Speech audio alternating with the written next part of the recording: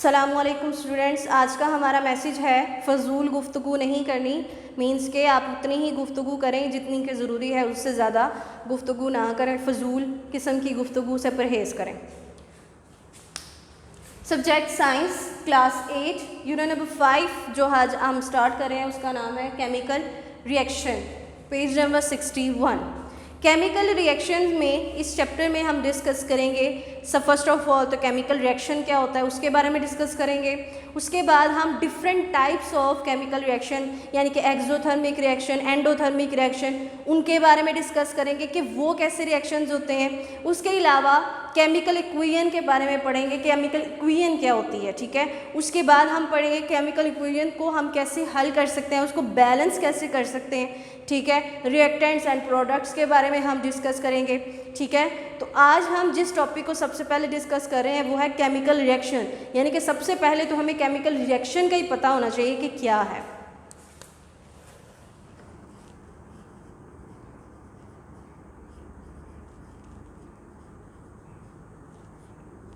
Chemical reaction से पहले हमें दो टर्म्स के बारे में पता होना चाहिए, एक है एलिमेंट, दूसरा है कंपाउंड। अगर हम एलिमेंट की बात करें तो एक जैसे एटम्स मिलकर यानी कि एक ही टाइप के जो एटम्स हैं वो मिलकर एलिमेंट बनाते हैं, ठीक है। और अगर हम कंपाउंड की बात करें तो एलिमेंट्स मिलकर कंपाउंड बनाते हैं, यानी कि एलिमेंट्स जो हैं अगर वो मिलेंगे तो वो बनाएंगे कंपाउंड। फॉर एग्जांपल हमारे पास होती है हाइड्रोजन प्लस ऑक्सीजन गैस, ठीक है, ये मिलकर बनाते हैं H2O, ठीक है। तो ये दोनों हमारे हो गए एलिमेंट्स, ठीक है,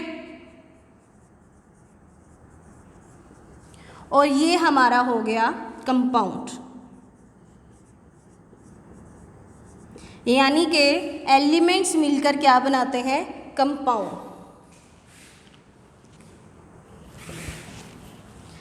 अगर हम यूजुअली देखें तो हमारे इन्वायरमेंट में भी दो किस्म के चेंजेस हो रहे होते हैं, एक केमिकल चेंज हो रहा होता है, एक फिज़िकल चेंज हो रहा होता है।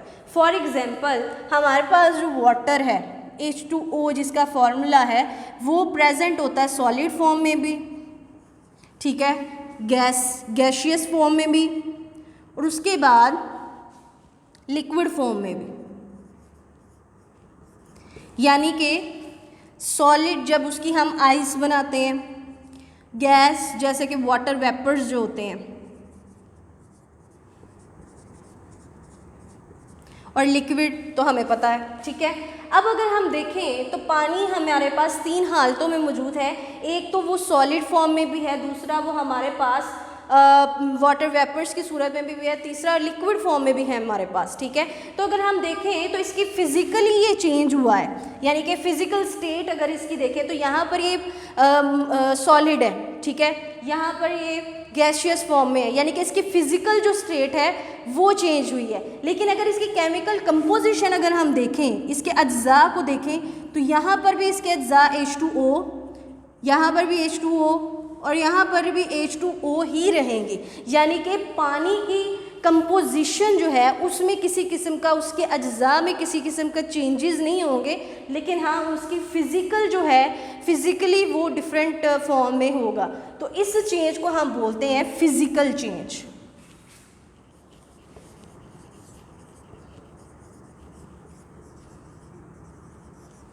ये तो हो गया हमारे पास फिज़िकल चेंज। अब देखते हैं केमिकल चेंज क्या होता है। केमिकल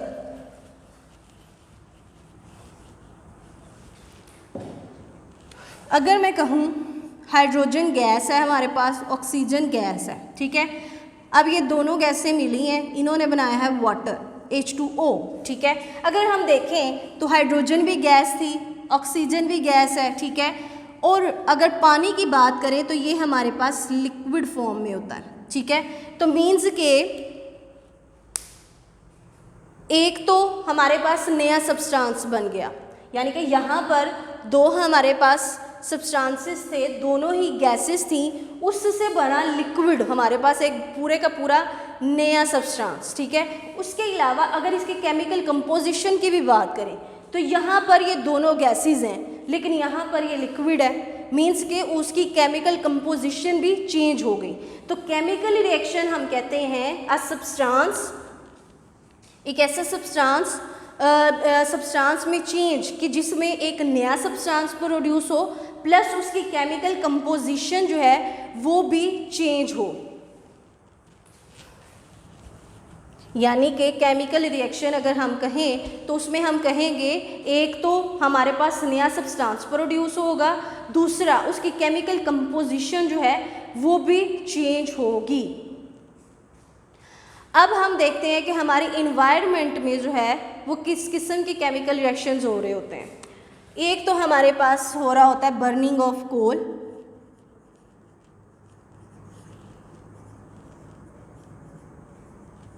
यानी कि कोयले को जो हम जलाते हैं, अगर हम कोयले की बात करें तो उसमें एक्सेसिव मिकदार में कार्बन हमारे पास मौजूद होता है, ठीक है, और हमारी एयर में ऑक्सीजन मौजूद होती है।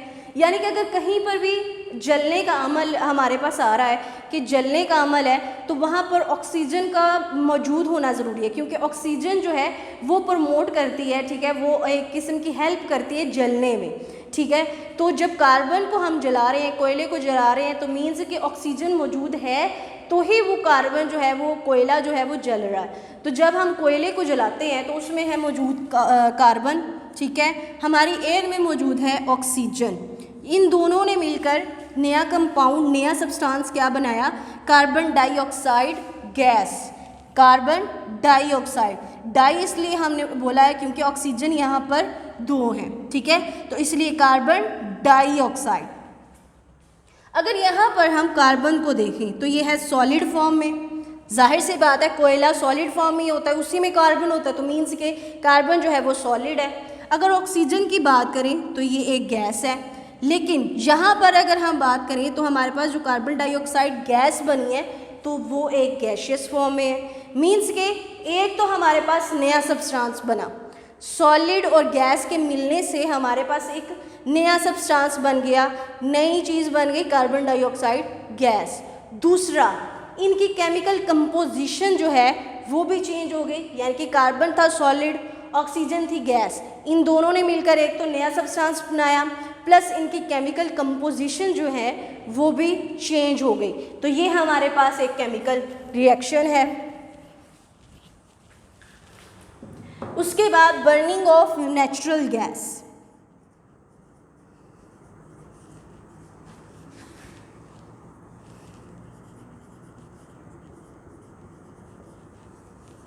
अगर हम नेचुरल गैस की बात करें तो नेचुरल गैस जो है वो हमारे पास मीथेन है, ठीक है, यानी कि मीथेन जो है उसका फॉर्मूला होता है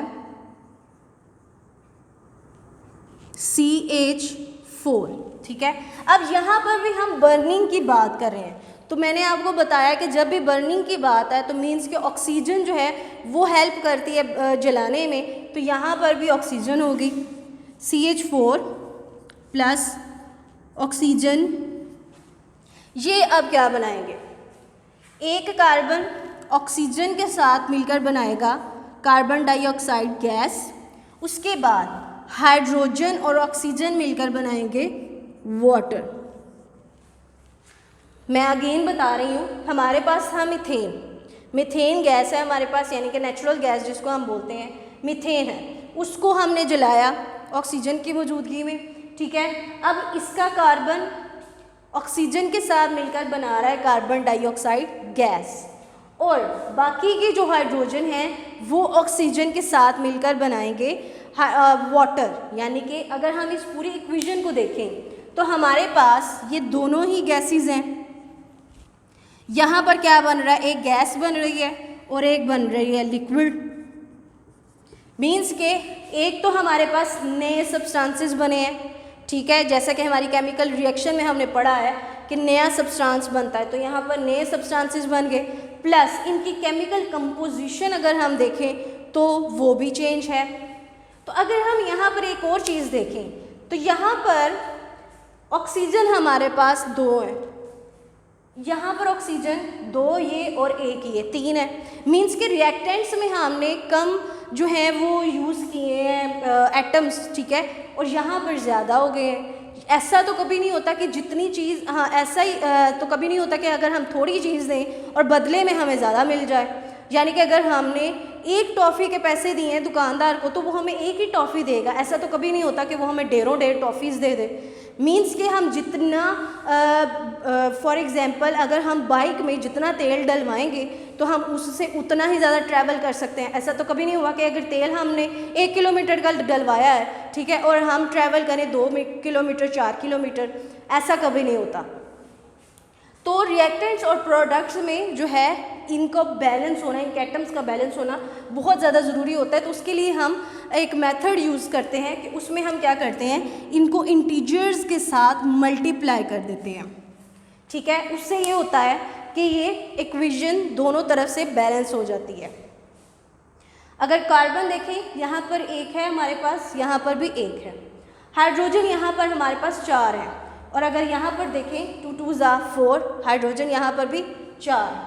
अगर यहाँ पर ऑक्सीजन की बात करें तो हमारे पास 4 ऑक्सीजन हैं, ठीक है। और अगर यहाँ पर बात करें तो यहाँ पर 2 ये और 2 ये, हमारे पास 2 1 2, तो मीन्स के 2 ये और 2 ये 4, यहाँ पर भी ऑक्सीजन 4 है और यहाँ पर भी ऑक्सीजन 4 है। अगर हम यहाँ पर देखें तो मैंने एक वर्ड यूज़ किया है रिएक्टेंट्स, और यहाँ पर भी एक वर्ड मैंने यूज़ किया है प्रोडक्ट।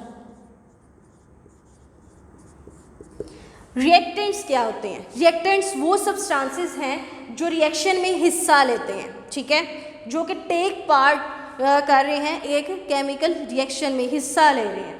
और प्रोडक्ट्स कहते हैं जो कि हमारे पास एक नया सब्सटेंस बनता है एंड पे, जो हमारे पास नई फॉर्म बन रही है उसको हम कहते हैं प्रोडक्ट्स। यानी कि रिएक्टेंट्स वो जो कि केमिकल रिएक्शन में हिस्सा लेते हैं और मिलकर क्या बनाते हैं, प्रोडक्ट, एक नया सब्सटेंस हमारे पास। लास्ट पे हमारे पास आ जाएगा वाटर।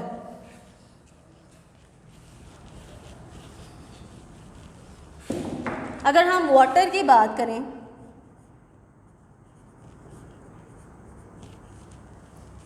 तो इसमें क्या होता है, हाइड्रोजन गैस प्लस ऑक्सीजन, ठीक है, ये दोनों मिलकर बनाएंगे वाटर। यानी कि ये हाइड्रोजन भी गैस है, ऑक्सीजन जो है ये भी एक गैस है, लेकिन बन क्या रहा है, लिक्विड, ठीक है।